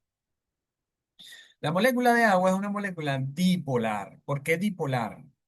Porque el oxígeno, recuerden que en estos enlaces covalentes con los hidrógenos, tiene mayor electronegatividad. Al tener más electronegatividad, recuerden que los electrones que se comparten con los hidrógenos se van a disponer más hacia el lado del oxígeno que de los hidrógenos. Bien, eso hace que el oxígeno tenga cargas parciales negativas porque hacia allá están los electrones, mientras que los átomos de hidrógeno van a tener cargas parciales positivas. Bien, entonces, estos átomos de hidrógeno que tienen carga parcial positiva pueden establecer puentes de hidrógeno con otras moléculas. Pero recuerden que los puentes de hidrógeno son atracción electrostática. ¿Qué quiere decir eso? Que este hidrógeno es el polo positivo, pero te falta un polo negativo que esté del otro lado, es decir, que esté en la otra molécula. Por lo tanto, si suponemos que aquí viniera otra molécula de agua, ahí sí se podría formar un puente de hidrógeno. ¿Por qué? Porque tengo dos moléculas de agua. Las dos moléculas, recuerden que son polares. Esta molécula es polar y la otra es polar. Esa es mi primera condición para que se forme un puente de hidrógeno, que las dos moléculas sean polares, que tengan polos positivos, polos negativos. Segunda condición, bueno, que uno de los polos positivos sea un átomo de hidrógeno. Fíjense en esta pelotica blanca que les voy a poner el átomo de hidrógeno. Ese es mi polo positivo, entonces tengo mi segunda condición. Y la otra condición que tienes que tener entonces es que en la otra molécula haya un átomo muy electronegativo o con carga parcial negativa. Y es en este caso el oxígeno. Entonces, fíjense que aquí tenemos el átomo con carga parcial negativa, que en este caso es el oxígeno que forma parte de la otra molécula de agua. Entonces, ¿tengo mis condiciones? Claro que las tengo. Tengo dos moléculas polares, tengo un polo negativo y un polo positivo. Entre esos dos polos se puede formar entonces un puente de hidrógeno entre este polo negativo que forma parte de una molécula de agua y este polo positivo que forma parte de la otra molécula de agua. ¿Y cómo se señalan, perdón, usualmente los puentes de hidrógeno? Con tres rayitas transversales azules, como lo tienen aquí. Fíjense que la imagen me está señalando tres rayitas gruesas azules que están de forma transversal. ¿Qué quiere decir eso? Que entre este oxígeno, que es la pelotica naranja, y este hidrógeno, que es la pelotica blanca, se está formando un puente de hidrógeno. Bien, entonces, recuerden siempre, un puente de hidrógeno es una interacción que se forma entre dos moléculas que son polares y se genera por la atracción electrostática entre un hidrógeno, que es el polo positivo de una molécula, y un átomo muy electronegativo, que es el polo negativo de la otra molécula. Bien, siempre tiene que haber eso para que se forme un puente de hidrógeno. Siempre. Y por eso se llama puente de hidrógeno, porque uno de los protagonistas, precisamente, es el hidrógeno. Para que haya puente de hidrógeno, entonces recuerden que tienen que tener muy claro el concepto de polaridad. Recuerden que una molécula polar es aquella que tiene polos positivos y polos negativos. Un polo positivo, un polo negativo, o dos polos positivos y dos polos eh, negativos. ¿Ok? Eso depende de la molécula, pero siempre tiene que tener un polo positivo y un polo negativo por lo menos, para que se pueda entonces formar un puente de hidrógeno. En los puentes de hidrógeno, el hidrógeno funge como un perdón, un donador del puente de hidrógeno. Eso es una forma de llamarlo. Realmente no tiene especial relevancia, pero para que ustedes sepan que siempre participa el hidrógeno y el otro polo tiene que ser otra cosa, que generalmente son los átomos más electronegativos que hay en la tabla periódica. ¿Ok? Y de una vez les recuerdo nuevamente cuáles son esos átomos más electronegativos. Recuerden que es flúor, oxígeno, nitrógeno y cloro. Bien, entonces pendiente con eso porque es uno de los conceptos más importantes que quizás no van a tocar tanto esta semana, pero la semana que viene sí, así que vayan afianzándolo desde ahorita porque realmente el concepto de puente de hidrógeno y todo lo que tenga que ver con puentes de hidrógeno es importante. ¿Ok? Por otro lado están las fuerzas de Van der Waals. Las fuerzas de Van der Waals son fuerzas que se forman por algo que ya vimos. En la clase pasada yo les dije que los electrones de los átomos nunca dejaban de moverse. Ellos siempre estaban en movimiento. Y de hecho, las fuerzas de Van der Waals se generan es gracias a ese movimiento de electrones. Vamos a explicarlo de una forma muy simple. Tenemos dos dibujitos en la pantalla. Esto que está aquí del lado izquierdo es una molécula y del lado derecho tengo otra molécula. Supongamos que en esta molécula que está del lado izquierdo, en ese preciso momento tomamos una foto. Y en ese preciso momento, los electrones estaban más de este lado derecho de la molécula, es decir, estaban más pegados a este lado que hacia el otro lado. En ese mismo momento, en la molécula que tenemos del lado derecho, los electrones por casualidad estaban más del lado derecho de la molécula, es decir, estaban más de ese lado que estamos viendo. Eso fue en ese momento que yo pude, entre comillas, una hipótesis, tomar una foto. ¿Por qué yo les digo eso? Porque recuerden que los electrones no dejan de moverse nunca. Entonces, en ese momento estaban ahí, pero después se distribuyeron otra vez. Pero supongamos que en ese momento preciso yo pude congelarlo y tomar esa foto. Si ustedes se están dando cuenta, este signo positivo que pertenece a esta molécula está cerca de este signo perdón, este signo negativo que está de este lado de la molécula está cerca de este signo positivo de la molécula que está del lado derecho. Es decir, que en ese preciso momento, gracias al movimiento de electrones, ellas podían interaccionar. ¿Y cómo se llama esa interacción? Fuerza de Van der Waals. Es decir, las fuerzas de Van der Waals son fuerzas transitorias. ¿Por qué les digo transitorias? Porque esa fuerza que estamos viendo en la pantalla surgió en ese momento que yo tomé la foto. ¿Sí? Supongamos, ¿no?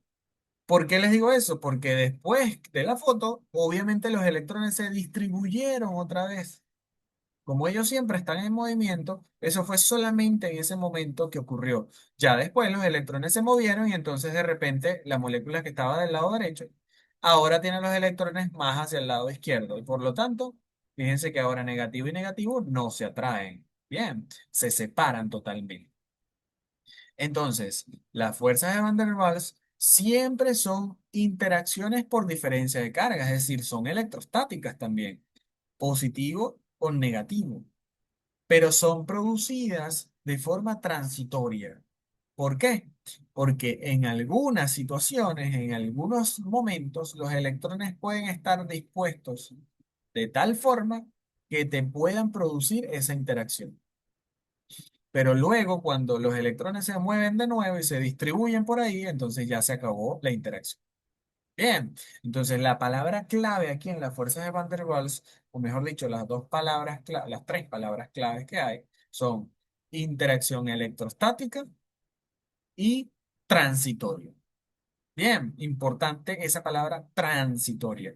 ¿Por qué? Porque eso es lo que les va a decir a ustedes o lo que les permite explicarle al profesor, decirle, no, profe, mira, es que es transitoria porque eso se genera es gracias al movimiento de electrones que le da cargas parciales momentáneamente a las moléculas. Pero es momentáneamente. Después que se mueven otra vez, ya no hay una carga parcial de un lado y del otro.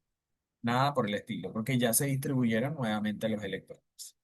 Bien, entonces es importante que las fuerzas de Van der Waals no es un concepto tan relevante que les pregunten, pero sí es importante que lo sepan y que lo sepan diferenciar, por ejemplo, de un puente de hidrógeno, de un enlace covalente. La idea es esa, que con cada concepto ustedes puedan tomar diferencias o similitudes que hay con otras interacciones. Bien, entonces las fuerzas de Van der Waals, si tú las buscas en la literatura hoy en día, te van a salir que hay distintas fuerzas de Van der Waals. Les recomiendo que no profundicen sobre eso porque realmente no se les van a preguntar y no lo van a usar nunca en la vida. Pero bueno, para aquel curioso que quiera saber más sobre esta parte física, puede buscarlo, ¿ok? Hoy en día las fuerzas de Van der Waals se dividen en dipolo-dipolo, dipolo-dipolo inducido y dipolo instantáneo, dipolo inducido. Repito, solamente es necesario que sepan como concepto fuerzas de Van der Waals, no es necesario que profundicen en los tipos de fuerzas que hay, ¿ok? No es necesario, no pierdan su tiempo. Vamos a parar un momentico aquí y yo les voy a preguntar si hay alguna duda hasta este punto de la clase, alguna duda con las fuerzas moleculares que acabamos de ver o está todo claro. Vamos a ver la última parte de la clase que son los grupos funcionales. Cuéntenme, ¿dudas? ¿Preguntas? No hay preguntas tontas, hay tontas que no preguntan. Claro como el agua. Bueno, esperemos que sigan así durante toda la asignatura, porque hay temas que son más complejos, obviamente. Pero bueno, vamos empezando y vamos empezando con buen pie entonces. ¿Alguna pregunta, por muy tonta que crean que sea?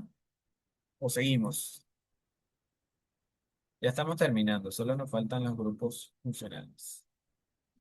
Ok, hasta ahora todo bien. Bueno, buenísimo. Vamos a hablar entonces de los grupos funcionales. Es la última parte de su guía. Cuando ustedes vean las últimas páginas de esa guía, que tiene como 31 páginas, creo, se van a dar cuenta que habla de los grupos funcionales. Los grupos funcionales son como moléculas o átomos que tienen cierta relevancia y que le dan cierta identidad a otras moléculas, ¿ok? Son como moléculas o átomos que cuando tú las ves, sabes que tienen un nombre en específico y un comportamiento en específico, ¿sí? Lo bueno es que aquí tú no te tienes que saber nada al caletre. Tú lo único que tienes que saber es memorizar figuras, memorizar letras, por así decirlo. ¿Por qué? Porque los grupos funcionales que vamos a ver son los que derivan del oxígeno y del nitrógeno. Y tú lo que necesitas saber es cuáles son esos grupos funcionales. Bien, yo siempre les doy ciertos detalles aquí y les digo cuántos enlaces químicos puede formar el carbono, cuántos puede formar el oxígeno y cuántos puede formar el nitrógeno como máximo. ¿Sí? Vamos a hacer un ejemplo. Aquí yo te digo, mira, el oxígeno, tú vas a ver que siempre el oxígeno puede formar como máximo dos enlaces covalentes. Y el carbono puede formar como máximo cuatro enlaces covalentes. Pero yo no te estoy diciendo cómo los va a formar. Porque recuerda que en este caso, por ejemplo, el carbono puede formar cuatro enlaces covalentes. Él puede formar cuatro enlaces covalentes simples, pero también puede formar dos enlaces covalentes dobles y ahí ya está cumpliendo. O puede formar un enlace covalente triple y uno simple y ahí ya está cumpliendo con el número 4. ¿Sí? A eso me refiero. De acuerdo a la cantidad de enlaces como máximo que pueda formar cada elemento químico, tenemos una versatilidad para formar enlaces. Y por eso es que se crean los grupos funcionales, porque de repente tú ves al oxígeno formando un enlace covalente simple con un átomo y un enlace covalente simple con otro átomo. Pero a veces lo vas a ver formando un doble enlace covalente con un átomo solamente. ¿Ok? Entonces, de acuerdo al elemento químico que tú tengas, vas a tener distintas conformaciones. Y por eso es que existen los grupos funcionales. Lo bueno de los grupos funcionales es que ustedes solo tienen que aprender a reconocerlos y eso es memoria visual. Son bastantes, son alrededor, creo que son 10 en total o 9 en total. Pero eso se hace una tontería porque tú al reconocerlos y saber qué es lo que vas a buscar en esa figura, tú puedes hacerlo muy simple. ¿Ok? Entonces lo que vamos a hacer aquí es tratar de memorizar los datos importantes para que tú te des cuenta si es un alcohol, si es un éter, si es un aldehído, si es un acetona. Bien. Entonces lo primero que vamos a hacer son revisar los grupos funcionales derivados del oxígeno, donde tenemos 6 grupos en total: el alcohol o los alcoholes, los éteres, los aldehídos, las cetonas, los ácidos carboxílicos o grupo carboxilo y los ésteres. Bien, si se fijan aquí hay algo que dice grupo carbonilo y apunta hacia los aldehídos y las cetonas. ¿Por qué les pongo eso así? Bueno, porque los aldehídos y las cetonas tienen el grupo carbonilo y son una de las más difíciles de distinguir. Pero es muy simple, ya van a ver que lo vamos a hacer más simple. Vamos a empezar por lo más fácil. Vamos a empezar por los alcoholes. ¿Cómo reconoces tú que es un alcohol? Y ustedes siempre, siempre en esta parte creen que el grupo alcohol es esto que está aquí, el hidroxilo. Eso no se llama grupo alcohol, eso se llama grupo hidroxilo, ¿ok? El OH es el grupo hidroxilo, que a veces cuando está al final de una cadena hidro, porque tiene hidrógeno, carbonada, porque tiene carbono, convierte a toda esa molécula en un alcohol. Bien, pero no quiere decir que el grupo hidroxilo solito sea grupo alcohol. Eso es uno de los errores más comunes. Cuando tú llamas a esa molécula un alcohol, cuando el grupo hidroxilo está como el sustituyente final de una cadena hidrocarbonada. Bien, ¿cómo tú sabes que es una cadena hidrocarbonada? Ah, bueno, porque tiene carbono y tiene hidrógeno. Si de último está el hidroxilo solito, solito, tú puedes decir que esa molécula, y estar seguro, eso es un alcohol. Pero si tú ves de forma aislada el hidroxilo y no está al final de la cadena hidrocarbonada, eso es un hidroxilo, más no un grupo alcohol. ¿Ok? De todas maneras, ahorita van a ver ejemplos de hidroxilos que están aislados y que no son alcoholes. ¿Ok? Así que mosca con eso, porque decir hidroxilo no es lo mismo que decir alcohol. Los alcoholes generalmente son moléculas más fáciles de reconocer porque es literalmente el hidroxilo unido a una cadena hidrocarbonada. De hecho, a veces en los quizzes de cubículos se los van a poner así. La R, que significa cadena hidrocarbonada o radical hidrocarbonada, o H. Y tú dices, ah, no, mira, ese es el grupo alcohol. Pero es porque se sobreentiende que la R es un grupo radical hidrocarbonado. Bien, puedes tener dos hidroxilos. ¿Para que sea un alcohol? No, porque si tienes dos hidroxilos ya no es un alcohol. Un hidroxilo que va a estar al final de una cadena hidrocarbonada. Bien, pero no hay, que yo recuerde, no hay ningún alcohol que tenga dos hidroxilos. Bien, vamos con eso. Entonces, el alcohol es un poco más fácil de reconocer. Vamos con los éteres. Los éteres, yo siempre tengo una mnemotecnia que es un poco más simple para reconocer. ¿Por qué? Porque un éter va a ser siempre, siempre esta estructura. Yo les digo que un éter es casi un coco. ¿Por qué es casi un coco? Porque es COC. Déjenme borrar este que me quedó muy feo. Yo siempre les digo que es casi un coco por esto, porque te vas a encontrar un oxígeno. Si se fijan, aquí está el oxígeno encerrado entre dos carbonos. ¿Sí? Siempre, siempre, siempre. Ahora tú me dirás, Luis, pero en la primera figura, ¿dónde están los carbonos? Bueno, fíjense. En química, y es una de las cosas que les pongo siempre a propósito, en química, un vértice, que es este ángulo que se forma aquí y aquí, siempre, siempre los vértices son carbonos. Tú no estás viendo una C ahí, pero ahí hay una C. ¿Ok? A veces te abrevian las imágenes así, entonces tú tienes que saber que cuando tú ves un vértice, ahí hay un carbono. Bien, entonces se está cumpliendo lo que acabamos de decir de los éteres. Hay una C, o mejor dicho, hay dos carbonos rodeando un oxígeno. Claro que sí. ¿Sí? Entonces, si tenemos esa figura C o C. Siempre que tú veas eso, siempre que lo veas, eso es un éter. C o C, siempre. Lo puedes ver de esta forma, es decir, te pueden colocar los carbonos en forma de vértices o lo pueden colocar como yo te lo coloqué aquí abajo. Bien, pero siempre que tú lo veas, tú tienes que estar claro que eso es un éter. La otra forma que te la pueden colocar en los quizzes es así. R, bueno, ahí se los puse arriba. R o R. Eso también es válido porque se suponen que esas R son cadenas hidrocarbonadas. O sea, ahí hay dos carbonos. Lo primero que te vas a encontrar ahí son dos carbonos rodeando el oxígeno. Bien, entonces, mosca con eso porque es una de las cosas más importantes también. y que se parece mucho a un grupo funcional que vamos a ver más adelante, que son los ésteres y tiene una diferencia pequeñita. Bien, entonces, llevamos los alcoholes y los éteres. Vámonos ahora con dos grupos funcionales que son complejos y que son muy parecidos y se los voy a poner de una vez en la pantalla, que son los aldehídos y las cetonas. Yo les voy a ir señalando en cada imagen lo que tienen parecido. Fíjense, bueno, no todo, pero sí lo importante. Fíjense que estos dos grupos funcionales tienen la presencia de este grupo funcional. Al mismo tiempo son un grupo funcional sólido. ¿Ok?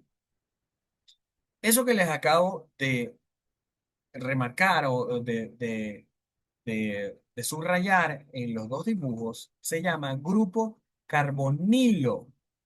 El grupo carbonilo está formado por un carbono que tiene doble enlace con el oxígeno.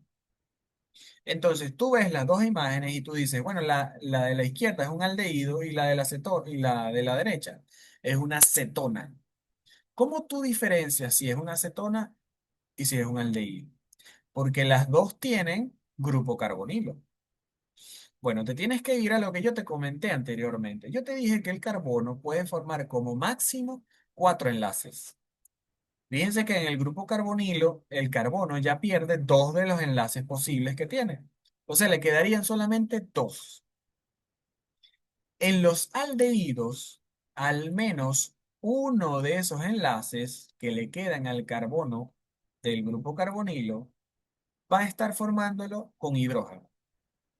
Fíjense que el otro enlace que tiene aquí es con carbono, pero uno, por lo menos uno, es con hidrógeno. Eso pasa en los aldehídos, mientras que en las cetonas, los dos enlaces que le restan al carbono del grupo carbonilo los va a estar formando con carbono. Esa es la pequeña diferencia que hay entre un aldehído y una cetona. Entonces, ¿qué es lo primero que te va a llamar la atención de estas figuras? Lo primero que te llama la atención es el grupo carbonilo. ¿Y qué es el grupo carbonilo, Luis? Bueno, un carbono unido a un oxígeno con un doble enlace. Ya cuando tú ves eso, tú dices, esto es un carbonilo. Déjame ver lo demás, ¿ok? Te enfocas en eso primero. Luego ves los enlaces que le restan al carbono de ese grupo carbonilo, es decir, a este que voy a señalar. Tú ves los enlaces que le restan a ese carbono. Ah, bueno, mira, uno de los enlaces los establece con carbono, pero el otro enlace lo establece con hidrógeno. Listo. Ya al tener un enlace con hidrógeno, eso es un aldehído. A juro, ¿ok? No hay otra posibilidad. Si tiene uno de esos enlaces que le restan con un hidrógeno, eso ya es un aldehído. Mientras que, si ustedes se fijan en la otra figura, a ver, ¿dónde está el clip? Aquí está. Este carbono del grupo carbonilo, los dos enlaces que le restan, los va a formar irremediablemente con otros dos carbonos. Eso es lo que hace que sea una cetona y no sea un aldehído. Bien, entonces la diferencia es muy pequeña. Los dos grupos que acabamos de ver tienen grupo carbonilo, pero la diferencia está en los enlaces que le restan al carbono de ese grupo carbonilo. En los aldehídos, al menos uno de esos enlaces tiene que ir con hidrógeno, mientras que en las cetonas, los dos enlaces que le restan van a ser con carbono. Bien, y aquí aprovecho para que vean otra de las cosas que les estaba diciendo anteriormente. Se dan cuenta que en este aldehído hay dos hidroxilos. Y yo no voy a ir corriendo a decir, mira, eso es un alcohol. No, porque primero tengo dos hidroxilos. Segundo, tengo otros grupos funcionales importantes. Y tercero, uno de esos hidroxilos no es el último en la cadena hidrocarbonada, o sea, no está en la punta de una cadena hidrocarbonada. Entonces yo no puedo ir a decir, ah, mira, esto es un alcohol porque tiene un grupo de hidroxilo o tiene dos grupos de hidroxilos. No, tú tienes que ver el resto de la molécula. Tú no puedes decir que esto es un grupo alcohol, por ejemplo. No, porque eso se llama grupo hidroxilo, no grupo alcohol. El alcohol es un grupo de moléculas que está formado, bueno, porque tiene hidroxilo.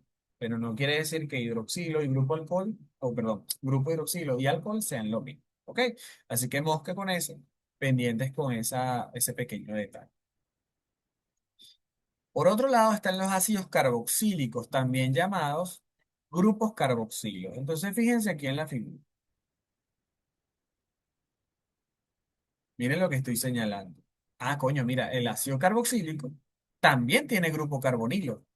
Luis, entonces hay que diferenciar los ácidos carboxílicos de las cetonas y de los aldehídos. Bueno, sí, pero no. ¿Por qué? Porque los ácidos carboxílicos es más fácil. Recuerda que en los aldehídos y las cetonas tú vas a encontrarte también este grupo carbonilo. Es lo primero que vas a ver. Y tú vas a decir después, ah, bueno, mira, tengo que ver ahora los dos enlaces restantes de ese carbono del grupo carbonilo.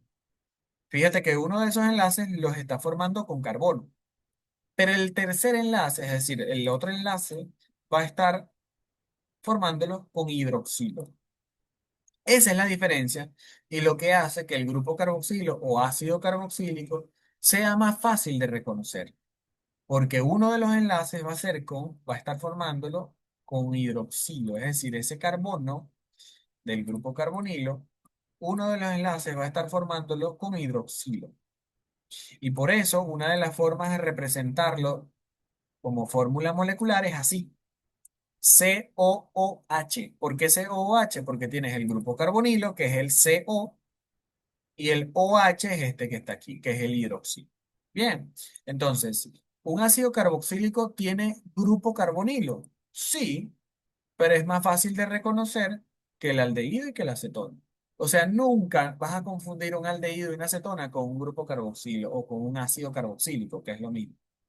Es muy difícil que lo confundas porque cuando ves el grupo carbonilo, enseguida vas a ver que al del lado derecho, en este caso en esta imagen, tiene un hidroxilo. Entonces tú te das cuenta, mira, eso es un grupo carboxilo o un ácido carboxílico, como le quieras decir. Pero no es un aldehído y no es un acetona. No es, yo estoy seguro de eso porque mira, el carbono del grupo carbonilo no está formando enlaces con dos carbonos, como para decir que es una acetona. Y en segundo lugar, uno de los enlaces no se establece con hidrógeno, sino con hidroxilo. Entonces, ya yo no puedo decir que eso sea un aldehído, sino que directamente es un ácido carboxílico. Bien, entonces, una de las formas de representar los ácidos carboxílicos y que ustedes se los ponen en los quizzes, por ejemplo, es ponérselos así. Les ponen R y les ponen COOH. Bien, eso es un ácido carboxílico o un grupo carboxílico. Lo puedes llamar de las dos formas, ¿ok? Lo más correcto es ácido carboxílico.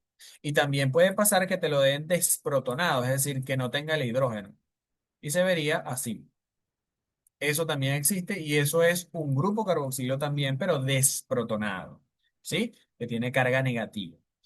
De ese concepto de desprotonación vamos a hablar más adelante en otro tema que viene, que es aminoácidos. Realmente ahorita no hay afán por profundizar en eso. Bien, lo importante aquí es que vayan reconociendo entonces todos los grupos funcionales que hemos visto. Hemos visto alcoholes, éteres, aldehídos, cetonas, ácidos carboxílicos. Llevamos 5 hasta ahora. Vamos a ver el último derivado del oxígeno, que son los ésteres. Y tú dirás, púnchale, pero se llaman casi igual a los que ya vimos, que son los éteres.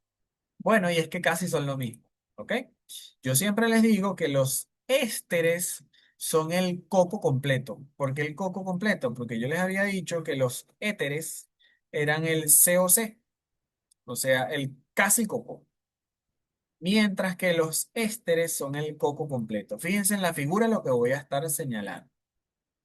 Aquí, hasta aquí. Si yo solamente le señalo eso, ustedes me dirían, ah, bueno, mira, hay una C, una O y una C. Eso quiere decir que esto es un éter. Y sí, estaría bien. Pero si yo te señalo el resto de la figura, que no lo tiene el éter, entonces tú me dices, ah, no, mira, esto es un éster. ¿Cuál es la diferencia? Que en el éter tú tienes C, O, C. Y en el éster también tienes C, O, C.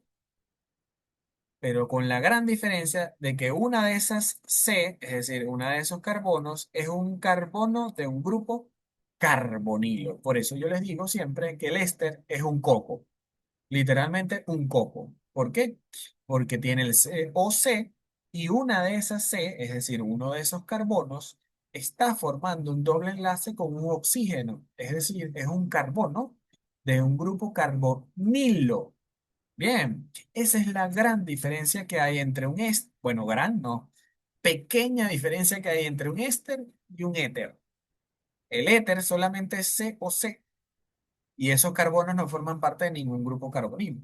Mientras que el éster es un COC, pero una de esas C, uno de esos carbonos, es un carbono de un grupo carbonilo. Así que cuando tú veas el COC, tú tienes que ver los carbonos que están en las puntas para descartar que no sea un éster. ¿Ok? Que no sea un carbono de un grupo carbonilo. Si se dan cuenta, fíjense que les estoy marcando otro grupo éster que hay en la figura. Fíjense que es muy pequeña la diferencia que hay entre un éster y un éter. Se parecen mucho porque es el mismo COC. La diferencia está, perdón, entre esos carbonos. ¿Cuál es un carbono de un grupo carbonilo y cuál no? Bien, entonces cuidado con la diferencia entre éster y éter y cuidado con la diferencia entre aldehído y cetona. Recuerden que ustedes solo tienen que saber reconocer lo que están viendo, reconocer los grupos funcionales. Muy bien, entonces vamos con la última parte que son los grupos funcionales derivados del nitrógeno. Los grupos funcionales derivados del nitrógeno son solamente tres y son muy fáciles. Las aminas, las amidas y los nitrilos. Vamos a empezar con las aminas. Fíjense que aquí nos vamos a estar enfocando en el nitrógeno porque son grupos funcionales del nitrógeno. Solamente nos vamos a enfocar en el nitrógeno y de ahí van a ser todo. ¿Ok? Las aminas, vamos a empezar con las aminas. En las aminas, recuerden que el nitrógeno puede formar tres enlaces como máximo. En las aminas es muy simple ver esos tres enlaces del nitrógeno. ¿Por qué? Porque para que sea una amina, el nitrógeno tiene que estar formando tres enlaces. Y esos tres enlaces pueden ser con carbono, con hidrógeno o con una combinación de esos dos. ¿Ok? Es decir, fíjense en la figura. En la figura, este nitrógeno que está aquí está formando un enlace con carbono y dos enlaces con hidrógenos. Eso es una amina, porque los tres enlaces que tiene los está formando con carbono, con hidrógeno y ya. ¿Qué podría pasar también si yo te pongo esta figura? Supongamos que te pongo este nitrógeno y te pongo a formar enlace con un carbono, con otro carbono y con otro carbono. ¿Eso es una mina? Sí, es una mina porque se está cumpliendo otra de las condiciones. ¿Cuáles son las condiciones? Bueno, que el nitrógeno forme los tres enlaces con carbono, con hidrógeno o una combinación de los dos. Bien, sigue siendo una mina entonces. Igual que si yo te dibujo este nitrógeno y lo pongo a formar enlaces con este hidrógeno, con este hidrógeno y con este hidrógeno, ahí sigue siendo, disculpen, sigue siendo entonces una mina, porque está formando sus tres enlaces con hidrógeno. Es decir, hay tres posibilidades para que sea una mina. Que forme los tres enlaces con carbono y con hidrógeno, es decir, una combinación entre los dos, o que forme los tres enlaces solamente con hidrógeno, o que forme los tres enlaces solamente con carbono. ¿Sí? Todas esas posibilidades son aminas. Bien, no tienen que saber si es primaria, secundaria, tercera, no, solamente saber que es una amina. Por otro lado, está el segundo grupo funcional que es muy parecido y se llama casi igual, se llama amida. ¿Y por qué se llama casi igual que las aminas? Porque es casi lo mismo, literalmente casi lo mismo. Bien, vamos a enfocarnos en el nitrógeno para que vean la pequeña diferencia que hay. Este es el nitrógeno. Dos enlaces los está formando. Recuerden que puede formar como máximo tres enlaces. Dos enlaces de esos los está formando con hidrógeno, porque esto es como que si el nitrógeno estuviese formando este enlace con hidrógeno y este enlace con hidrógeno. Entonces, lo que pasa es que está abreviado, solamente por eso. Bien, entonces, el tercer enlace lo está formando con esto que está aquí. Eso que yo les estoy señalando ahí, ¿qué es? Fíjense que no hay ninguna letra, pero ¿qué es eso que está ahí? Voy a poner el mouse ahí. Ahí. ¿Qué es eso que está ahí?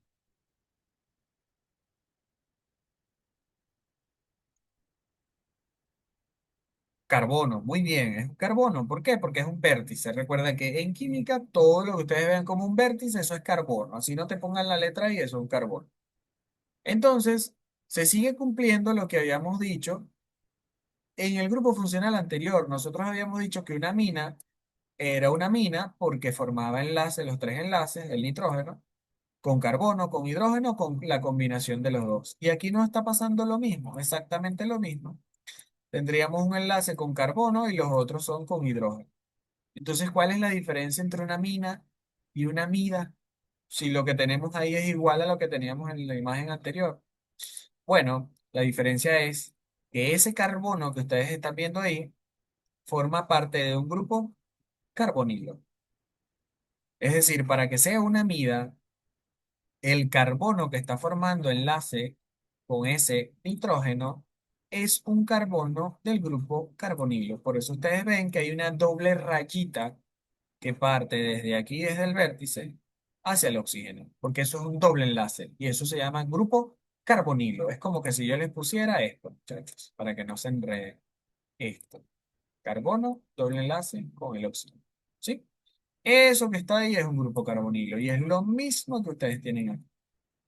Entonces, ¿cuál es la diferencia entre una mina y una amida? Bueno, que en la amida el nitrógeno forma un enlace con un carbono, pero ese carbono pertenece a un grupo carbonilo. Mientras que en la amina el nitrógeno puede formar ese enlace con carbono, pero ese carbono no va a pertenecer nunca a un grupo carbonilo. Bien, esa es la pequeña diferencia que hay entre una amida y una mina. Esa es la pequeñita diferencia que hay. Es muy minúscula porque hasta ahora habíamos visto que eran idénticas. ¿Ok? Y por último, están los nitrilos. Los nitrilos son los Luis, grupos. Ajá, cuéntame. una pregunta. En las amidas, ¿quiere decir que a juro tengo que tener el grupo carbonilo? O sea, que no se puede unir con tres hidrógenos.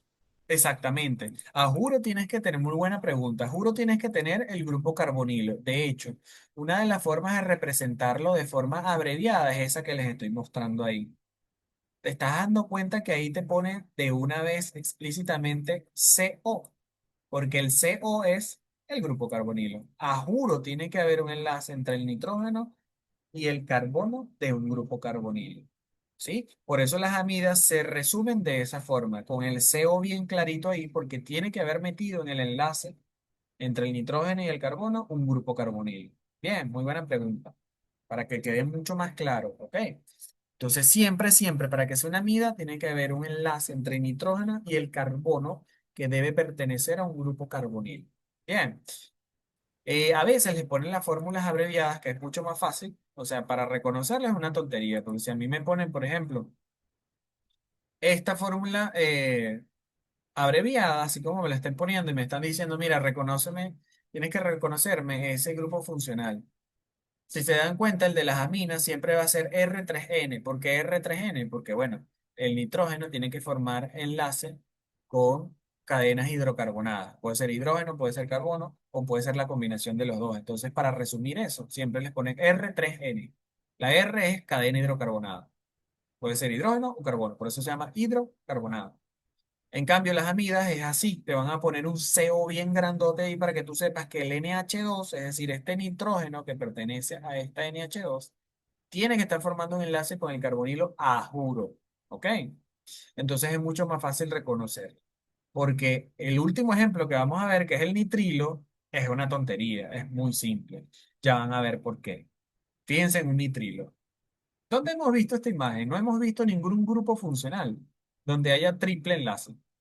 Así que por descarte, el más fácil es el nitrilo. ¿Dónde vas a ver tú un triple enlace entre carbono y nitrógeno? En ningún lado, a excepción del nitrilo. O sea, es lo más fácil que hay. ¿Ok? Entonces, en los grupos funcionales del nitrógeno, si se dan cuenta, el único más complejito es la amida. Porque los demás son como más simples, ¿ok? Sobre todo el nitrilo. El nitrilo es una tontería. Cuando tú ves un triple enlace entre el carbono y el nitrógeno, ni siquiera lo piensas. Marca la opción de nitrilo. Así es simple. Porque no hay otro en el mundo que haya un triple enlace entre carbono y nitrógeno. Así que de un descarte literalmente. Bien, ese es el más fácil que hay dentro de los grupos funcionales, el nitrógeno.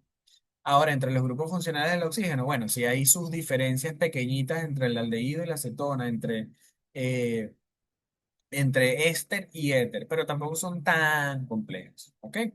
Entonces, mosca con esto porque es una de las cosas que les van a evaluar, que generalmente les ponen en el primer quiz y que no es tan complejo. Ya van a ver que no les van a poner imágenes nada complejas, más complejas están las que yo les estoy mostrando para que ustedes como que afiancen la vista, porque al final la idea es que ustedes memoricen la figura, ¿ok? No sé por qué me sale este aviso cada rato. Muy bien. Entonces, ¿dudas hasta este punto? ¿Hay alguna duda? Bueno, esta parte es como va para que ustedes memoricen visualmente. ¿Ok? ¿Dudas hasta este punto? ¿Hay alguna pregunta? Recuerden que no hay preguntas tontas. ¿Preguntas hasta ahora? ¿Alguna dudita que haya quedado de lo que acabamos de ver? ¿Todo súper bien? Ok. Bueno, lo que quería mencionarles es que al final de la guía, que es una de las cosas que yo siempre les pongo porque yo sé que les preocupa, ustedes al final de la guía van a ver estas imágenes, donde les dicen que hay otros grupos funcionales que se llaman que si diamiacetal, fosfomonoéster, fosfodiéster. No se preocupen por eso, porque eso lo van a ir viendo a medida que conocen las moléculas que se ven en bioquímica. Realmente no es que se los vayan a evaluar, solamente es como ellos lo ponen desde el punto de vista demostrativo y ya. Pero no hay apuro por aprender qué es un fosfomonoéster, qué es un fosfodiéster, porque realmente al final eso lo van aprendiendo a medida que van viendo los temas en bioquímica. ¿Ok? Los pueden ver, los pueden, digamos, eh, hurgar un poquito, pueden, no sé, verlos y ver cómo están formados, pero realmente no es algo que les pregunten en primera instancia. ¿Ok? Así que no se preocupen por los grupos funcionales, que si no conocen algún grupo funcional que ven ahí, porque realmente si se los preguntan ya en el examen, que cuando vayan a presentar el primer examen, y eso se repasa una vez que estemos ya previos al examen. ¿Ok? Entonces, bueno, muchachos, cualquier duda que haya hasta este momento, me la pueden comentar. Y si no hay dudas, bueno, esto fue todo la segunda parte de del primer módulo. ¿Ok? ¿Dudas hasta ahora o todo claro?